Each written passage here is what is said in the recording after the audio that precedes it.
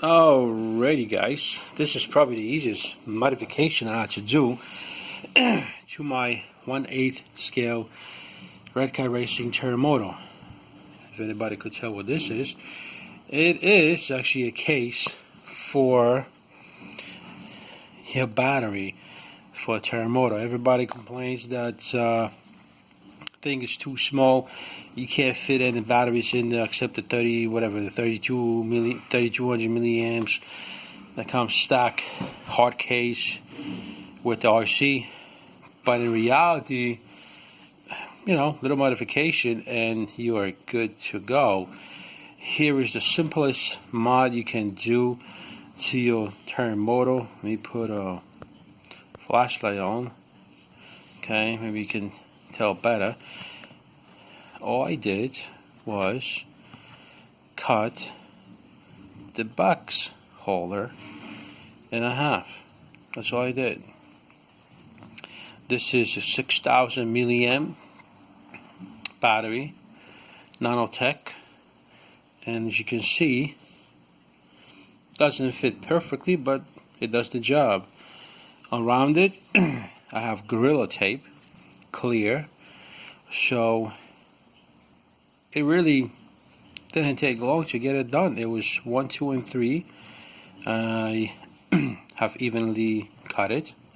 Maybe not evenly, but I try my best.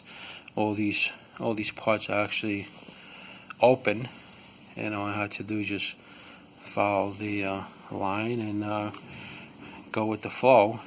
I believe this part was the easiest. Didn't come out straight, but it did the purpose. Boom, there it is. Alright, this actually comes from the bottom, so what it does is it comes this way so it doesn't have to tangle much around, and there's your balancing wire. Okay, same exact thing over here.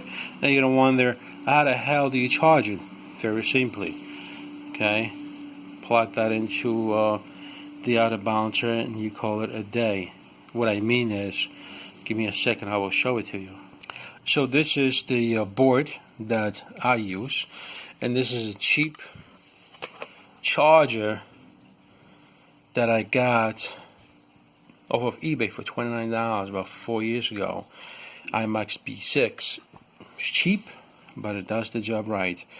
As you can see, here's the adapter for these 4mm bullets that unfortunately I have to use. It's not cheap, man. It's like $6 for the adapter. I already broke one because they are stiff, so I would have to get something with the wire lead instead of an adapter.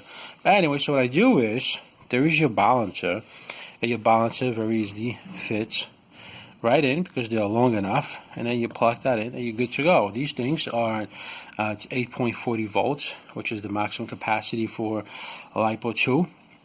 It does stop at 8.40.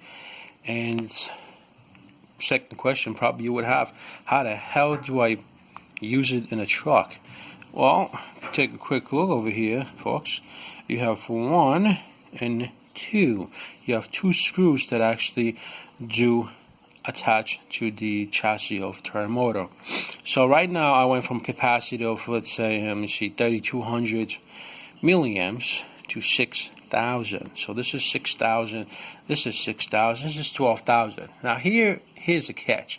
As you guys say, well, look, I'm pushing 12,000 milliamps. No, you're not.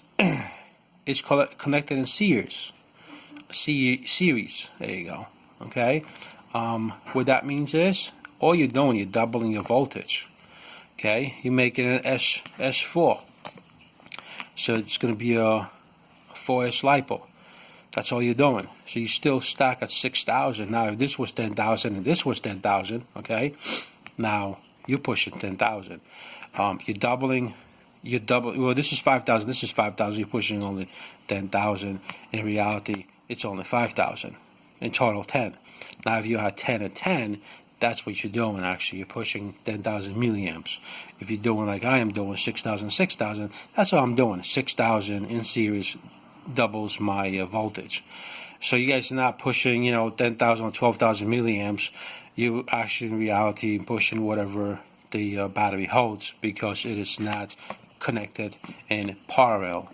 Meaning, if you connect it in parallel, it will double your capacity. If you do it in series, it will double your power. So if I was to take 2 more of these, okay, I would pretty much double my power. So that would be pretty much, if I had a 3-cell and a 3-cell, that would be a 6-cell. But if I had the 5,000 milliamps in it, I would be only pushing 5,000. So guys, this is the easiest thing you can do to the I'm tired. That's why. To the I'm always confusing the RC with the Motorola phones, Moto, you know, but terremotto, that's what it is. These are good batteries. They go for about $32. I got them off of Hobby King, and got them shipped years ago. They actually haven't died on me. All the other ones that I had, the 3S and the 2S that I had from Traxxas and Venom, I got them at very low voltage, and I can't recover them back to where they're supposed to be at 840. So they're garbage. They're thrown out. So these are the only 2 batteries that I actually have right now to run my RC. Which is okay because I am on an 8 scale right now. So you know, these are kind of shitty. I don't like to solder things because I like to be flexible of using either one of them. Redcat uses these, so it's all cool. However, the Traxxas doesn't. It uses the TRX plugin. So most likely I will get a wired adapter. Man, if I can only get it out. Shit. Sorry, guys. Okay, I will get wired adapter. So all I'm going to have is this, a wire, and a 4mm bullet connector. That's all I'm going to go with right now. I don't want to solder in between because it's just stupid. Because if I want to take Traxxas out, you know, which I have few, I have even number with Traxxas and Redcat. I got 4 and 4. Or I believe 5 and 5, whatever it is. But I do have a nitro, so they really don't need that battery. So in reality, I do have about I have Slash and Stampede I. So I got 2 of that, and I actually got now 1 RC 8 scale that goes with Redcat, but it uses dual batteries. So I have to keep that in mind. That truck, you know, this truck, the 8 scale truck, is going to go through some batteries. I got with 32 milliamps, I got 12 minutes of run, so I'm thinking that's going to double. So I'm going to have about 25 minutes on these, which is close enough to what I was expecting. I would love to hit 45 minutes, but that would just cost too much. And I'll just order another pair, and they are right now going for 32 plus shipping and handle, $6 from Hobby King, which is kind of steep. But these are good batteries. They're skinny batteries. They're a little bit longer than any other battery. But yeah, you can see if you open your box and you put your leads the way they're supposed to be. Right now at this point, they're not going to strip. They're not going to get damaged. You can always kind of like try to tuck them in, but this is the top and this is the top. So I purposely done where my power wires are at the bottom. It's not like I'm going to scrape it. If I am, you know, I can always heat sink it. But these guys, the charger, the balancing ports, I want to keep them up in the air so they do not you know, get damaged. I will probably maybe think of something else, put a temporarily a electric tape so they stay just like that. But I don't see a problem of them getting damaged or anything like that because there's a body on the top of it. So, but again, the easiest, the simplest modification that you guys can come up with, and I suggest, you know, for you guys to do that. It is very simple. It is very convenient, and what I'm thinking is get a pair of these batteries, pair of the cases for the batteries, and just swap the case with the battery, and boom, just go like this and charge it up. It's really cool. It protects your batteries. Okay, there will be no puncture whatsoever. This is again from the tab. It's got the bar that is the originals, not knockoffs. So it's a great idea. I came with it, accidentally. I came up with an idea to take these off first and see if I can modify the case off the car, which will be much easier. And I did, and I think it came out great. I think I did an excellent job. I think you can't even tell when it's on a truck. You can't even tell this is modified, and it just kind of like my entire problem had just disappeared. Right now it's about 10 o'clock in the morning. It's a little bit windy, but I will 100% take the RC out. Of course, measure my time, see if I get 25 minutes out of it. 25 minutes of messing around with a car. It's pretty cool. I want to see if anything is going to break on the truck when I flip it a couple of times, that it's not below 0 freezing temperatures, so the plastic, it will be flexible. But just take this, take a look at it. It's just awesome build, One goes this way, one goes the other way. Why? Because this one is going to reach this way.